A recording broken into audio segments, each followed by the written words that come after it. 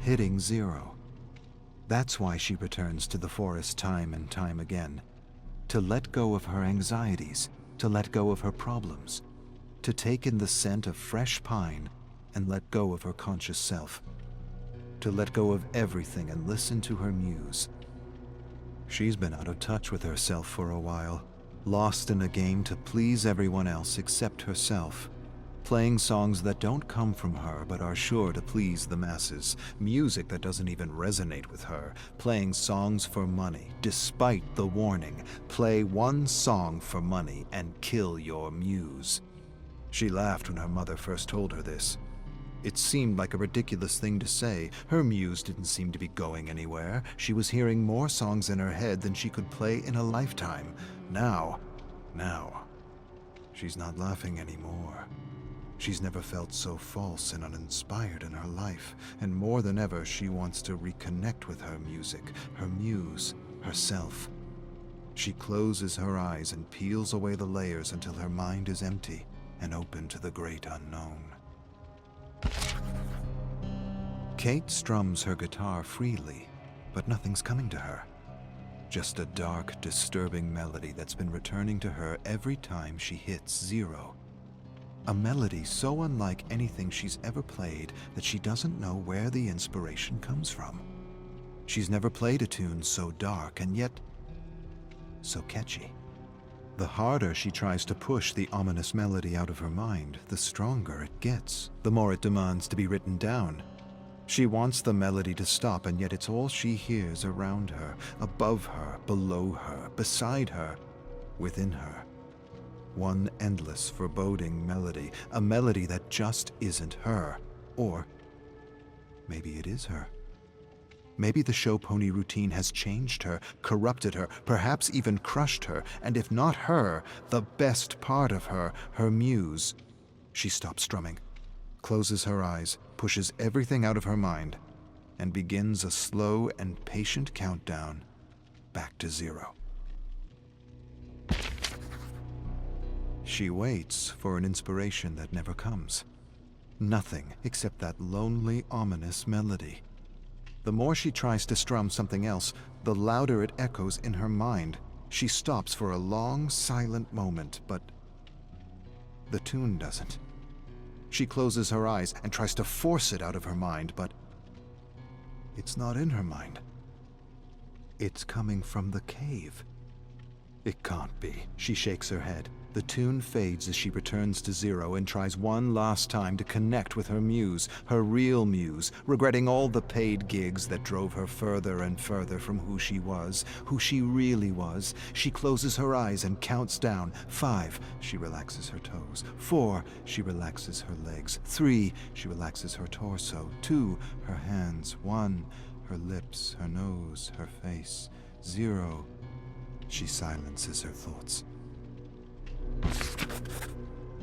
3 hours and still nothing but that foreboding melody. More than anything, she wishes she had taken some time to realign herself and make sure she was spending her life's energy on something real and true to who she was. Instead, she squandered her life's energy on acts and routines and her piggy bank. That wasn't supposed to happen. Not to her. One of her inspirations was the great Woody Guthrie. Everything he wrote was true to who he was. Everything he did came from him, came from a real and pure place. She was like that at some point in her life. But now she's performed more fluff than substance, and the guilt alone may have crushed her muse, her real muse, not this perverted version of a thing that has her strumming the loneliest and darkest tune she ever conceived. She prepares to count down, but sees a symbol on the ground before her, glowing and pulsing with the tune, pulsing like the heartbeat of some primordial ancient thing. She closes her eyes and opens them again, and the symbol is gone. Kate screams in the lonely, desolate forest. She wants that tune out of her head. It's annoying her, frustrating her, blocking her. Even when she stops strumming her guitar, the melody continues as though with a life of its own, coming from everywhere and nowhere at the same time. She focuses for a moment and realizes the melody is echoing out from the cave. She surrenders to her dark muse. She stands and stares at the cave and sees a pulsing light. She closes her eyes and feels that her mind's playing tricks on her. But she knows better.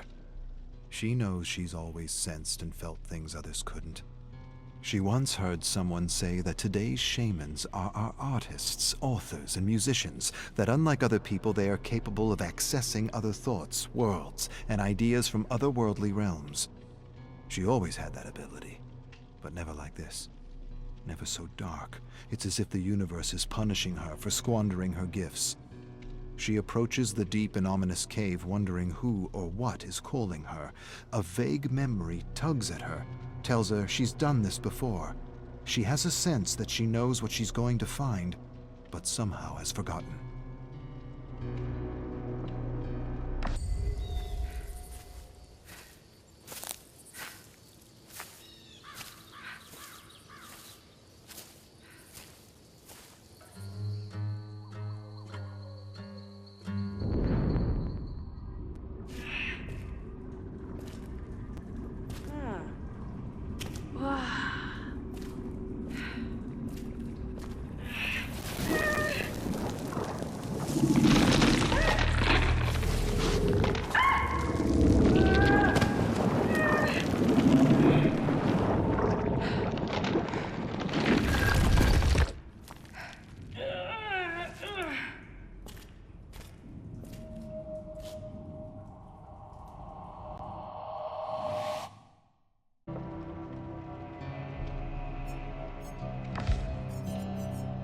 Dawn bleeds across the craters and trenches and into the devastated forest.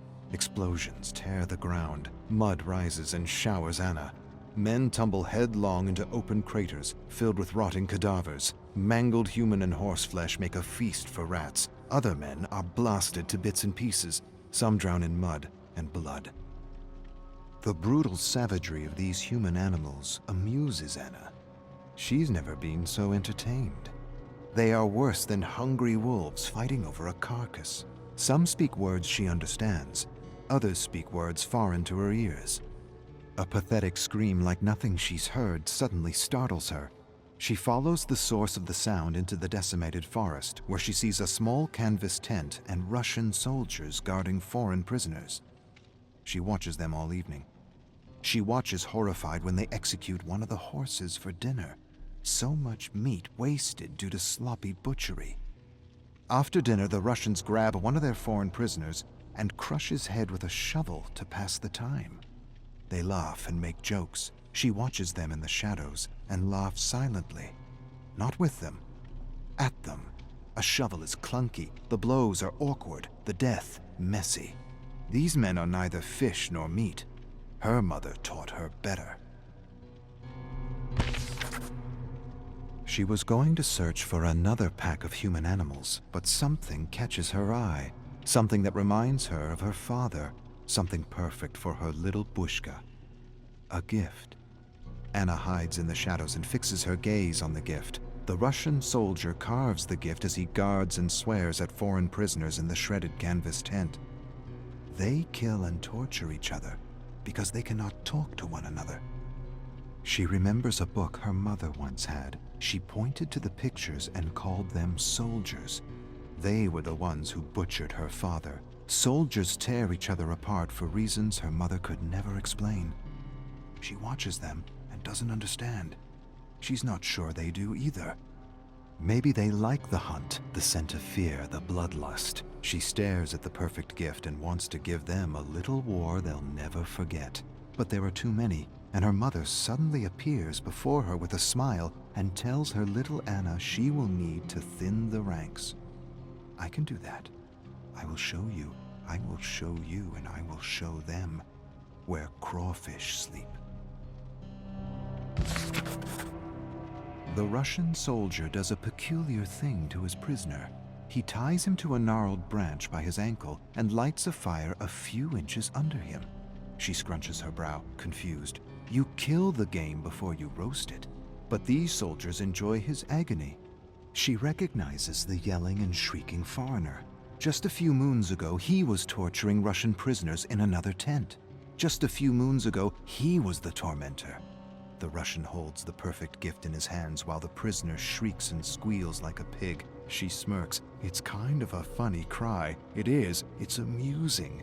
The Russians make jokes and imitate the squealing cry. She fights down explosive laughter. It's the most ridiculous sound she's ever heard. The sound of an approaching soldier suddenly startles her. She wheels to see a glittering bayonet rushing her. She evades and grabs the pathetic scrawny man by the neck, curls her calloused fingers around his bulging apple, and yanks with devastating fury. With a choked gurgle, he collapses and lies dead on the ground with his throat torn out. She returns her attention to the laughing Russians and the squealing human swine. She smiles. They'll all be making similar sounds when she's through with them. 4 Russian soldiers lurk around the tent searching for their missing comrade. Anna stealthily tracks one soldier, inching closer and closer with every step. Poor pea-green mule. He has no sense these will be his last few breaths. She watches him for a long moment, then strategically steps on a twig. The crack makes him turn, but before he meets Anna's gaze, her axe splits his nose between the eyes, smashing his teeth and severing his tongue. She covers his bloody mouth with her hand as she rummages through his pockets for the perfect gift. Nothing. She raises her hand to let the choking, gurgling sounds lure the other 3. Carefully they approach with their bayonets raised and ready. She grinds her teeth in fury and bloodlust.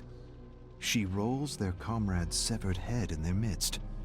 A moment of shock, and it's all she needs as she leaps out and drops 2 soldiers with one lash of her axe. The other soldier rushes in with a scream, and she meets him with a sweeping stroke that severs his head clean off the torso. A geyser of blood erupts as his headless torso staggers stupidly back and forth as though searching for its lost head. The torso staggers forward, then pitches backward and collapses.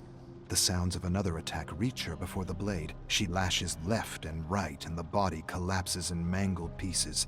The soldier stares at the pieces of his body around him in terror. She laughs and thinks about that story her mother used to tell her. Sorry, Yetso. Can't be put together again. Anna finds these soldiers curious. Where once the Russians and foreigners were roasting each other alive, they are now working together to survive her attacks. They are calling her a ghoul, a monster of the forest, saying she is a bodark. Together the soldiers dig pits and sabotage their camp. Anna toys with them. She's outnumbered, and she knows it. She weakens their senses by depriving them of sleep. Every night she approaches their camp, sings a lullaby, then howls like a bodark. The soldiers wake in a frenzy and scuttle in terror as she returns to her cabin to sleep with her little one. She rests for a few hours and then returns to her little war to reignite a cycle of terror. 1 or 2 sleepless nights and they'll be ripping each other apart. It'll be a matter of walking in and taking what belongs to her little Bushka.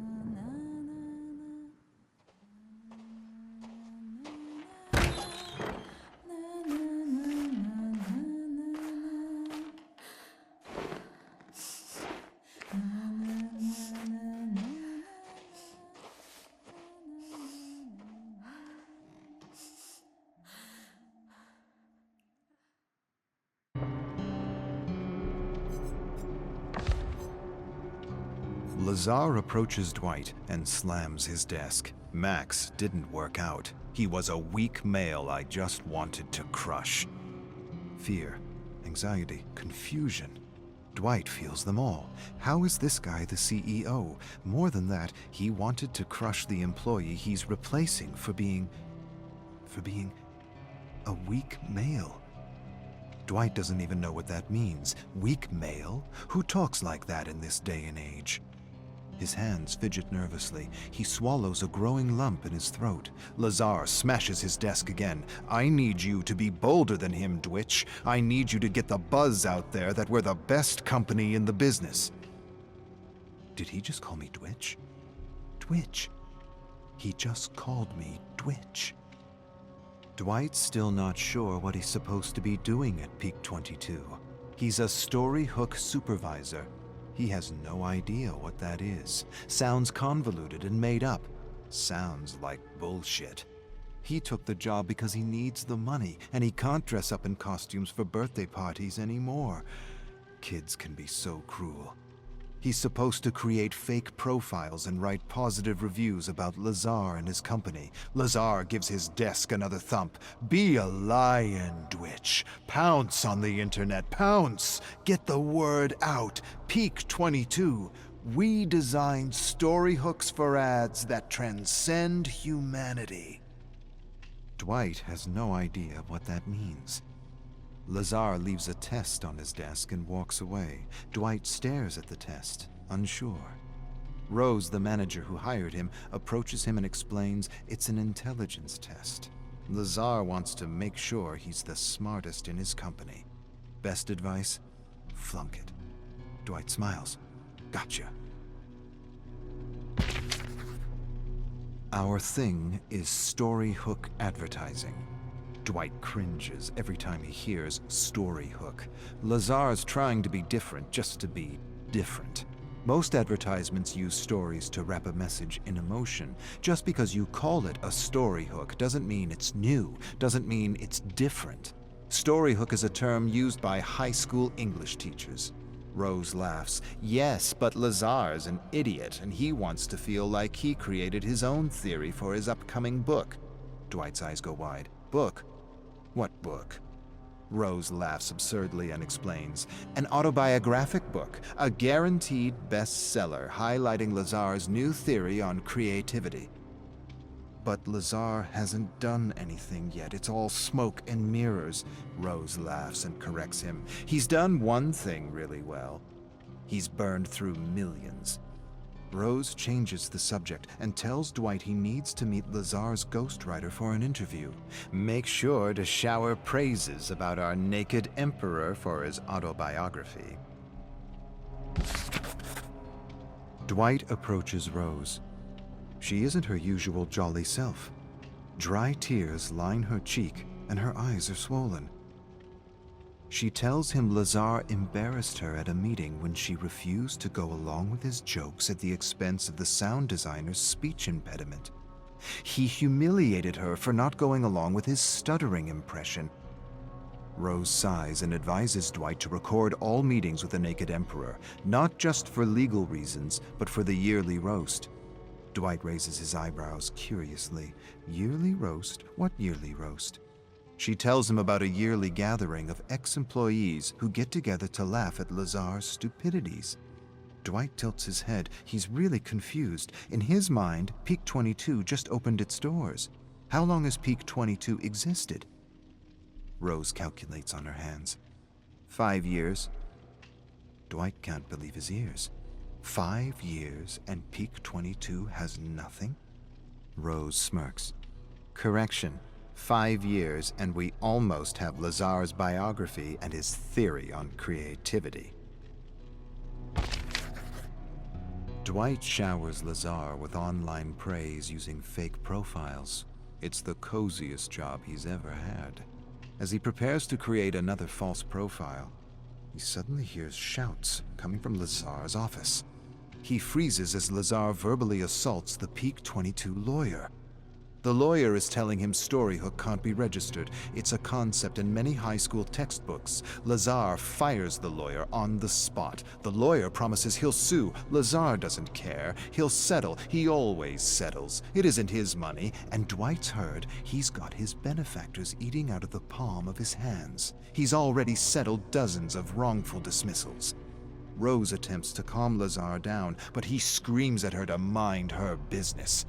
Dwight wants to help her, but he's never made so much money doing so little before. He likes making money doing nothing. But his hands are fidgeting, and his palms are getting damp and clammy. Hearing Lazar verbally abuse Rose is difficult to bear. He imagines all kinds of scenarios where he leaps from his desk to help her. Nervousness fills his bladder, and he leaps from his chair and rushes to the bathroom. The Brilliant Mind, Inc. Lazar announces the title of his autobiography to the entire office. It feels like a joke, a bad joke, but it's not, and the studio is trying not to laugh at the naked emperor. Lazar hasn't done anything in the 5 years since he convinced a bunch of millionaires in his storyhook revolution. He doesn't even have one successful advertising campaign. They had a few clients in the beginning, but Lazar wanted to write and direct the commercials himself and made a mess of everything. Dwight suppresses a laugh. Rose claps when Lazar concludes his presentation. Amazing, paradigm-changing. How gracious of you to share the secrets of your success with the world. Everyone gets her sarcasm except Lazar. That's the thing about narcissists. They believe their own press release. Lazar turns his attention to Dwight. Dwitch, what do you think? Dwight suddenly feels the blood drain from his face. He echoes Rose. Amazing, paradigm-changing. How gracious of you to share the secrets of your success with the world. Lazar smiles. It's not about ego, Dwitch. It's about community and selflessness. Lazar screams at Rose because she can't find a publisher for The Brilliant Mind, Inc. Peak 22 has done nothing, and creating campaigns with a story hook isn't really paradigm-changing. The publishers think he's an idiot. Why is he saying story hook when he means story? Ads with a story with a story hook? Rose calms Lazar down. She suggests that they should self-publish. The idea silences Lazar. You're right. You're absolutely right. The publishing world isn't ready for my visionary ideas. Dwight sighs and finds it harder and harder to listen to his bullshit. Peak 22 is going nowhere fast. The company is having a hard time finding clients and recruiting with all the rumors of abuse. Lazar announces he has a solution for recruitment. He'll write a story hook recruitment campaign to attract the best employees. Hundreds will apply, thousands. Dwight doesn't understand. For what? Dwight still isn't sure if Peak 22 does anything other than enable a narcissist to do whatever he wants to whomever he wants. Lazar is spreading rumors about Rose. Dwight consoles her, but she's inconsolable. She says it's a pattern, his pattern. He discredits, destroys, and demolishes an employee before he fires them. He spreads the rumor he later uses to fire the person. Dwight says she's exaggerating. Rose shakes her head. Lazar's in trouble. He just spent more money on a 1-minute ad campaign for Peak 22 than a Hollywood blockbuster, and his investors want answers. He needs a fall girl. Someone to blame for the mismanagement of company funds. Dwight doesn't understand. She explains that Lazar's already left a trail of blood in his wake. The last 3 women in her position were all promoted and fired for Lazar's excesses and stupidities. Lazar has an upcoming meeting with his investors. She will be this year's patsy. Dwight gives her a skeptical look. She shakes her head. You'll see. He spends the money. A woman takes the fall. That's Lazar's idea of equal opportunity. Dwight stares in disbelief as Lazar asks Rose to present the advantages of storyhook advertising at an all-hands meeting. He interrupts her on every slide in front of everyone, then cancels the meeting. He acts as though it's the first time he's seen Rose's deck. He announces Rose has no idea what a storyhook is. Everyone leaves the cafeteria feeling bad for her, grumbling that no one knows what he means by storyhook or how stupid he is for using a contrived term that just means story. Dwight doesn't understand because she validated every slide in her deck with Lazar. He heard them agree. Before Dwight can talk to her, she is fired and escorted out of Peak 22. Dwight watches his friend, a single mother, walk out. This year's patsy for Lazar's excesses. He siphons the investment money and his friend gets the boot. The whole meeting was a setup to discredit her in front of everyone. Lazar approaches Dwight. "Sorry, Dwitch. I know Rose was your manager, but I had to let her go. She wasn't aligned with our company values." Dwight stares at Lazar in mingled shock and horror. What values? He wants to scream at Lazar. He wants to grab his ears and rip them out of his narcissistic head. Instead, he nods and silently prays there is justice in the world. Dwight listens in disbelief to stories of Lazar. Real-life horror stories. Stories that defy reason for this day and age. It's a yearly ritual for those who have had the misfortune to work with Lazar. They've all gathered to watch the leaked Peak 22 recruitment video. Dozens of people, each wearing a white Peak 22 t-shirt with a ridiculous Lazar quote they scribbled on with marker. One of them worked with Lazar at a production company where he tried to produce a terrible web series he wrote. It's about an alien computer that takes over the world and controls its inhabitants with a matrix that simulates reality. No one told him he just pitched the premise of a major blockbuster film. She imitates Lazar selling his web series. It's different. It's unique. It's not horror. It's not sci-fi. It's terror. Sheer terror. It's a new genre. It's simulated terror. Lazar believed he had created the next big genre like cosmic horror. The writer shows a book written by Lazar, Simulated Terror, Guidelines for Writers in His New Genre. They all burst out laughing. Dwight laughs so hard it hurts. Who says story hook when they mean story, or simulated terror when they mean sci-fi? The stories of the Naked Emperor continue throughout the night, and Dwight is convinced there is no justice. Peak 22's ex-Storyhook supervisor talks about how Lazar called him a weak male for not wanting to cyberbully a blogger for using the term Storyhook. He tells them about a harmless drug that makes people laugh absurdly at every little sound. He says if he was still working at Peak 22, he'd give Lazar a little taste of his own medicine. Others agree. That would be hilarious. Dwight likes the idea, likes it a lot. It might be that justice works in mysterious ways. He approaches Max. Tell me more about this harmless drug. Max hands Dwight a mix of his laughing drug. It will make him giggle and laugh so much he'll piss his pants. Pour it in his coffee right before his meeting, and you'll have a story hook unlike any other for next year's roast. Dwight smiles. He feels his heart pounding his chest. Rose will have justice. Everyone will.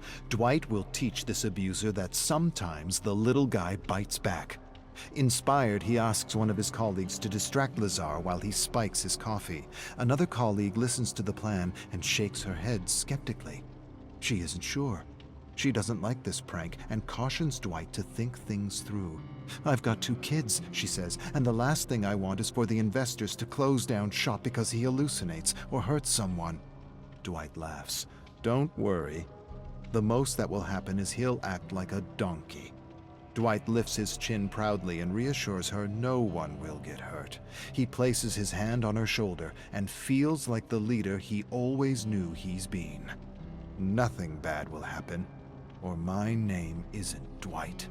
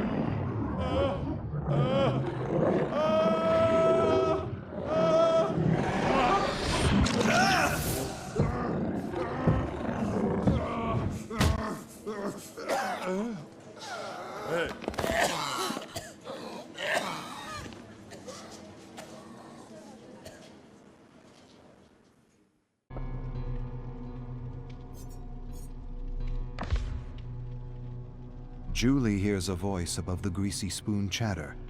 "So, you an artist or something?" She turns to see Frank. "Artist? Hardly. I doodle to escape the banality of Ormond." He stares at her sketch. He seems to recognize himself standing in line for a hot chocolate. "That me?" She feels sudden warmth running up her neck. She already knows before he tells her that he's not from Ormond. He looks different, fun, free, rebellious. He sits beside her and offers to model for her with a laugh. They stare at each other for a long, stretching moment. She decides to invite this charming stranger to a party she's throwing at her house for a friend who just got fired. Joey can't seem to keep a job. With a laugh, he says, "Joey sounds normal. You know how much programming it takes to get a human being to accept the whole 8-hour-a-day routine?" He continues ranting about how school isn't education but brainwashing. If it were real education, if it were true education, the core subjects would be philosophy and critical thinking. Julie laughs and knows her friends are going to love this iconoclast. She certainly does. She didn't stop thinking about him since she first saw him. Now she hopes he shows up at her party. His rant stuck with her, and she spent a few hours researching how education was corrupted to meet the demands of the Industrial Revolution. Conveyor belt education for assembly line jobs. Nothing has changed for the last 100 years, only the products. Frank shows up with drugs and drinks, party treats. Julie introduces him to her best friends, Joey and Susie. They talk favorite foods, slasher movies, and killers all night. Julie amazes Frank with her profound knowledge of serial killers as she leads him to her bedroom and shows him her scrapbooks filled with pictures and clippings of famous murderers. Everyone leaves or passes out while Julie and Frank discuss murder and mayhem, trying to one-up each other with details and trivia. Julie wins with a story of the abandoned cabin where the soldiers of mayhem hang out, plan, and wreak havoc on the unsuspecting sheep of Ormond. Frank laughs and calls bullshit on the story. No such thing as the soldiers of mayhem. He read enough about Ormond to know that nothing of the sort happened at the resort cabin. Nothing but bad business and bankruptcy. Julie laughs. "This story, Frankie, happens in the future." She grabs a black felt marker and writes "Soldiers of Mayhem" on his white shirt. He smirks. "I like the idea, but I hate the name." Julie shrugs. "It's a work in progress."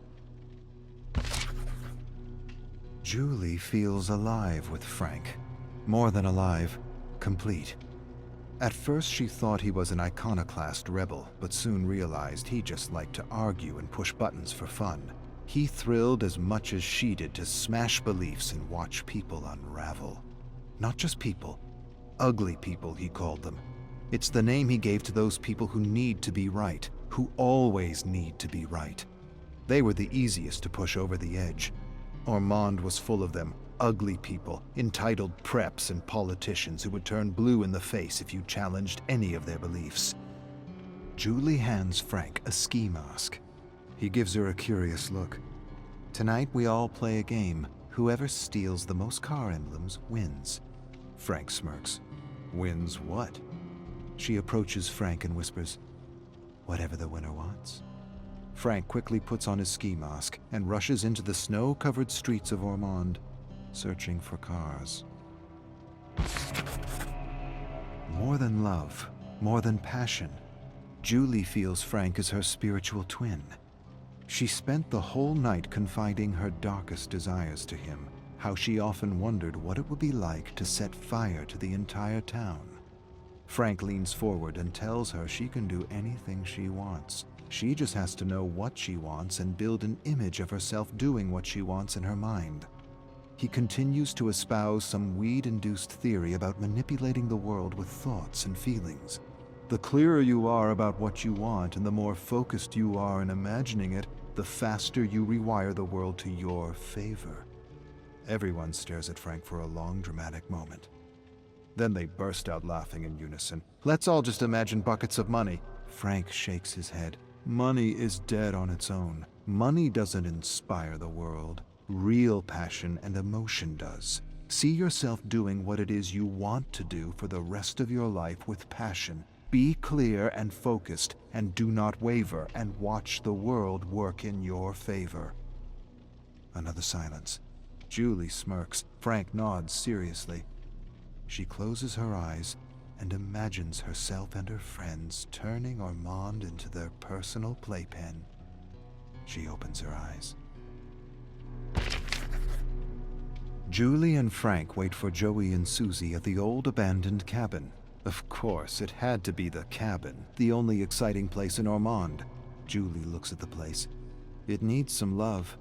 Joey and Susie are out messing with the sheep of Ormond as usual. They soon enter with a bunch of stop signs and laugh about the accidents they caused. No one dead, but some serious injuries, 6 to be precise. They snap some pictures to capture the moment. Joey then tells them he got a new job at the local hardware store. They all make bets on how long he'll keep this job. Julie appraises the space and has an idea. She'll decorate the walls with the emblems they pulled off the cars of Ormond. Everyone likes the idea. Joey adds he wants to hang the stop signs on the wall. Inspired by the small traffic accidents Joey and Susie engineered, Julie suggests another name for their little gang: the Marauders of Mayhem. Frank shakes his head and his eyebrows frown. Too tough on the tongue. Joey disagrees. I love it. All eyes turn to Susie. She shrugs.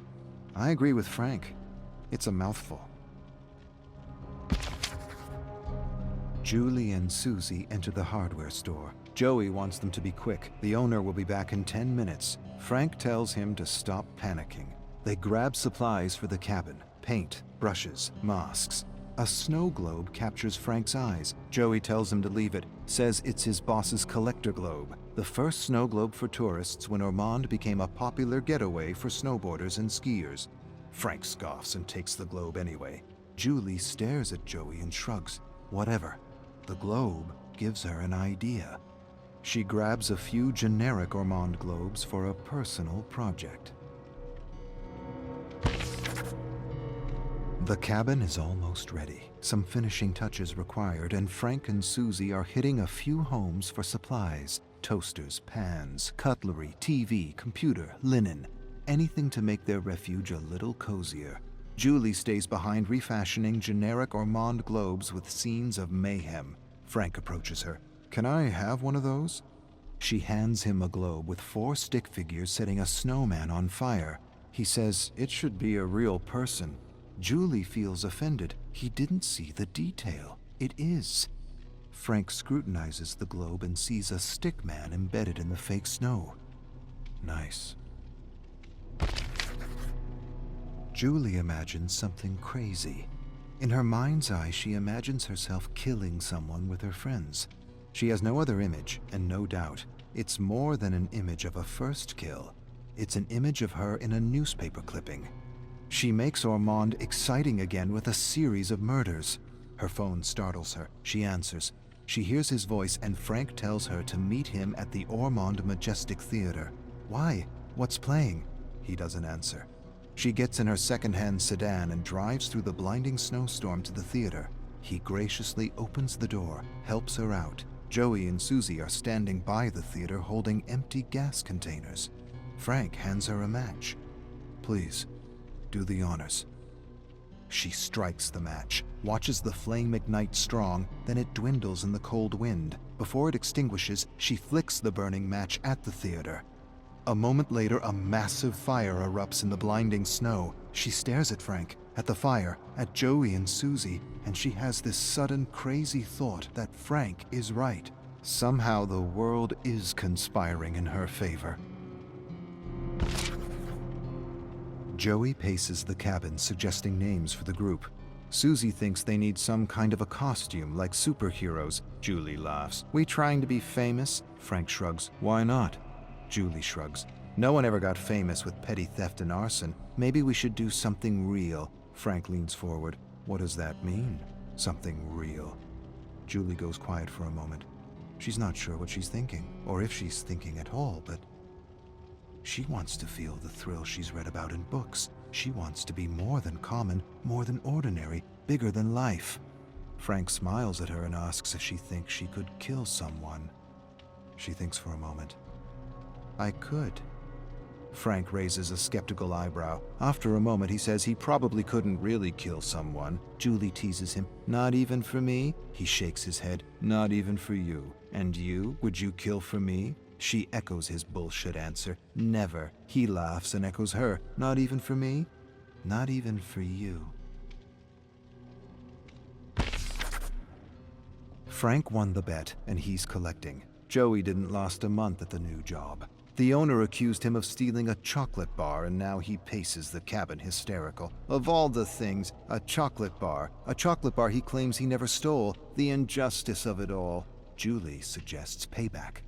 Let's break into the store, get some more supplies, set the whole place on fire to let Ormond feel the wrath of the Legion.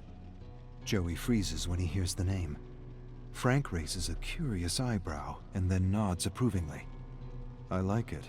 I like it a lot. She throws them generic masks. Plain, bland, unimpressive.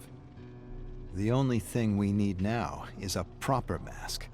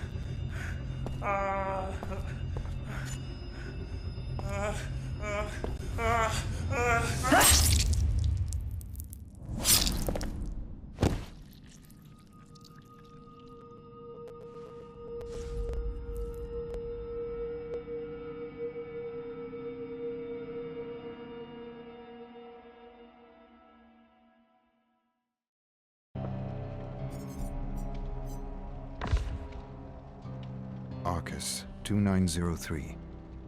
I rose early to experience a few deaths in the archives I recently captured from the Rift. I had some milk from Terra 728. I listened to a radio show from Terra 232, horror stories and tales of terror. I read a new version of Dante's Inferno from... I'm not sure where. I thought of home, had some whiskey, and slept for what felt like an eternity. Arcus, 437.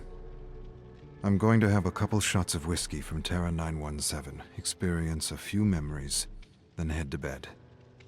The warmth of spirits from 917 has always had a way of lulling me away. While it is true this is a cruel fate, an even crueler fate would have been imprisoned here without the Aurus, without the ability to manifest and create and enjoy. It feels strange, as this may seem as the nexus of creation, able to travel memories and cull from those memories without restraint. Helps pass the time. Definitely helps pass the time. Arcus, 8875. It's always entertaining to watch a survivor try to escape with a femoral artery lacerated. Some victims actually get quite far before shock and cardiac arrest overwhelm them. They fight and struggle for life as if death were final. Perhaps this is the reason the entity wipes the slate clean with every resurrection. The unwavering belief that death is real gives weight and gravitas to the trial, to the experience. Otherwise, survivors won't care, wouldn't run, wouldn't feel.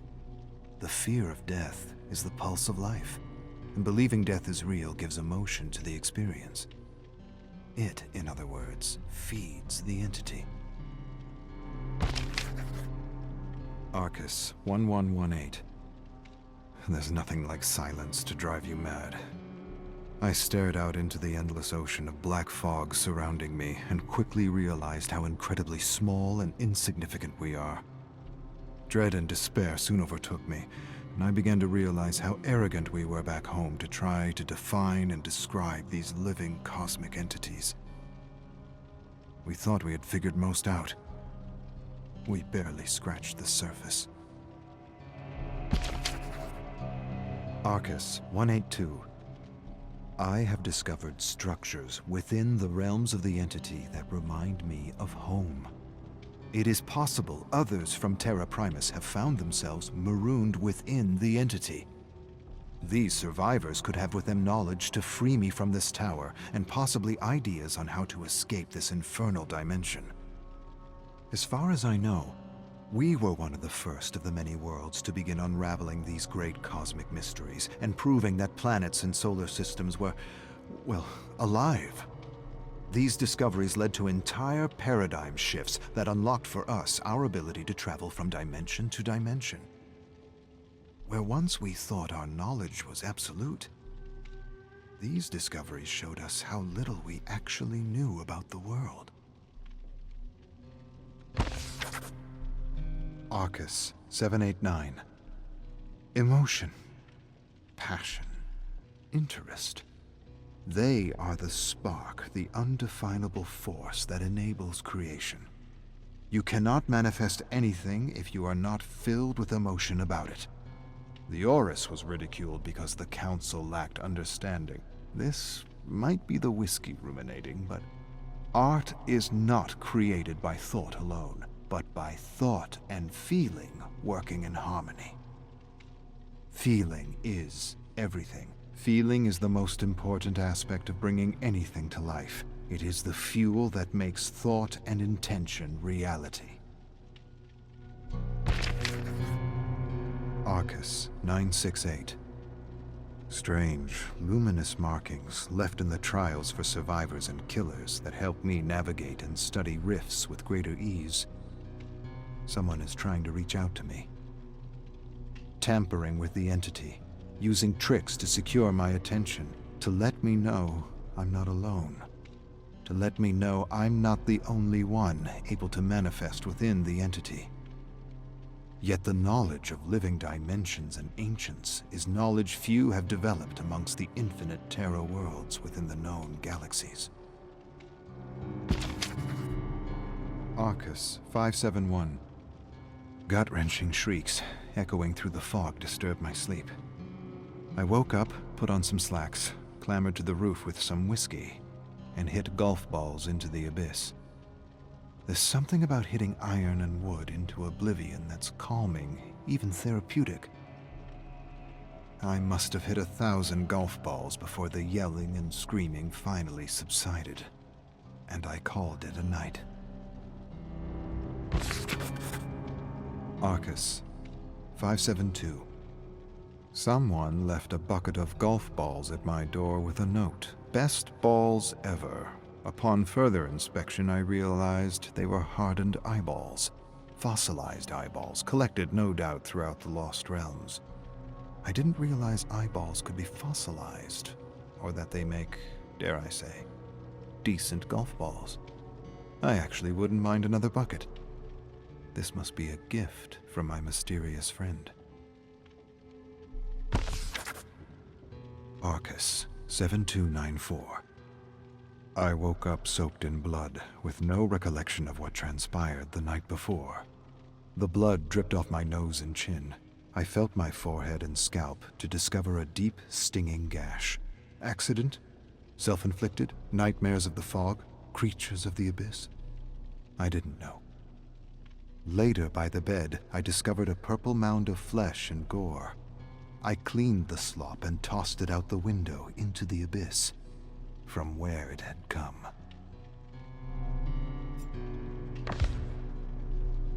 Arcus 129.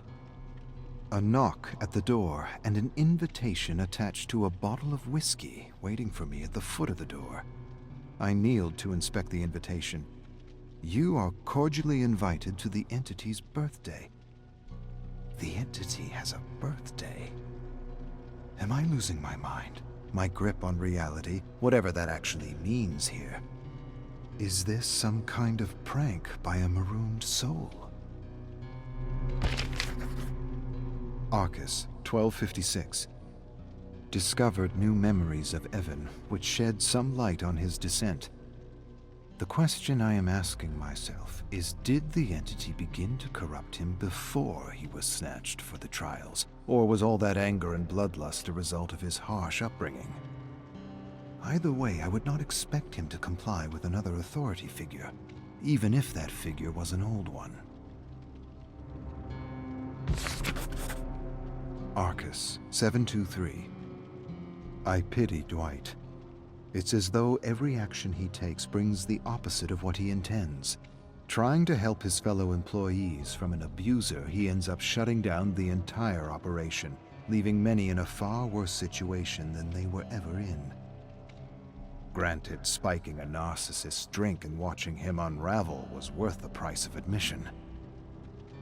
The many memories of survivors struggling with narcissists have led me to the conclusion that there are only 3 possibilities when relating to a narcissist: enable them, run away from them, or destroy them. But beware, narcissists take everyone with them when they go down.